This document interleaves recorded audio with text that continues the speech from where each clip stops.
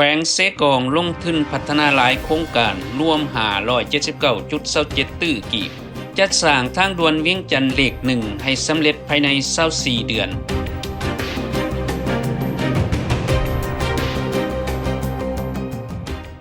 สบายดีท่านผู้ชมท่านคำเล็กไหลศรีวิไลห้องเจ้าแขวงเสกองผู้ชี้นำเศรษฐกิจขันแขวงให้ฮู้ว่าในปี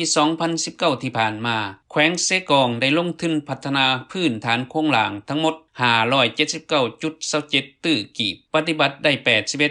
81.02% ซึ่งรวมทุนได้มาจากโครงการลงทุนของรัฐการลงทุนของเอกชนภายในและต่างประเทศการช่วยเหลือทางการเพื่อการพัฒนา ODA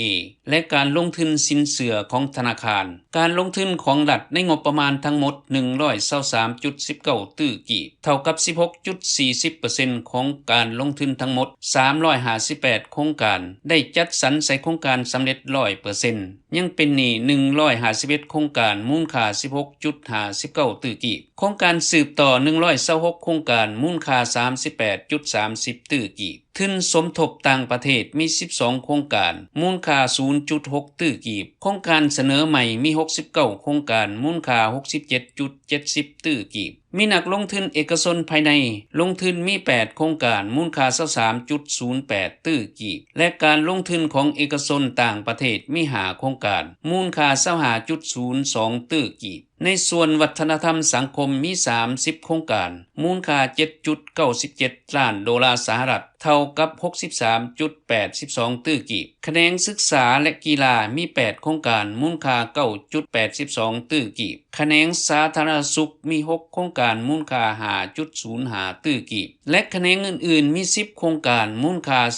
10.08 ตื้อกีบทั้งหมดโครงการจะเป็นแห้งสุกดันให้เศรษฐกิจแขวงเสกองขยายตัวดีขึ้น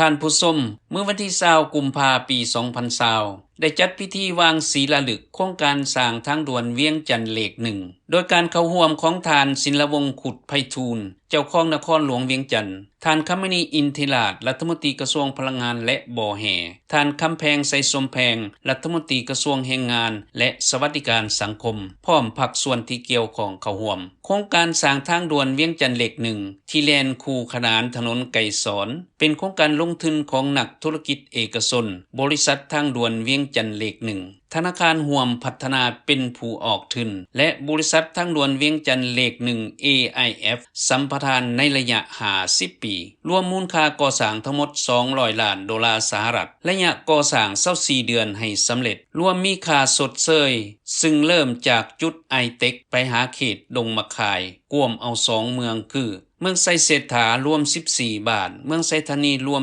7บาทระยะที่1ความยาว15กิโลเมตรหน้าทางกว้าง 23.6 เมตรมี4เลนบางเขตปูคอนกรีตบางเขตปูด้วยยางอัสพานจะมีทางออกขึ้นลง8จุดที่1อยู่เขตเศรษฐกิจบึงถาดหลวงจุดที่2เขตบ้านโน้นสว่าง3เขตเมืองดอกจำปา4เขตตลาดอันจี5เขตถนน450ปี6เขตบ้านไซ7เขตถนน13ไต้และ8อยู่เขตดงมะข่ายโครงการสร้างทางด่วนเวียงจันทน์เลข1จะให้สำเร็จภายใน24เดือนนี่คือข่าวจากนครหลวงเวียงจันทน์สปป.ลาวอย่าลืมกดไลค์กดแชร์และ Subscribe เพื่อติดตามข่าวต่อไปที่นี่ LT News Laos สบายดี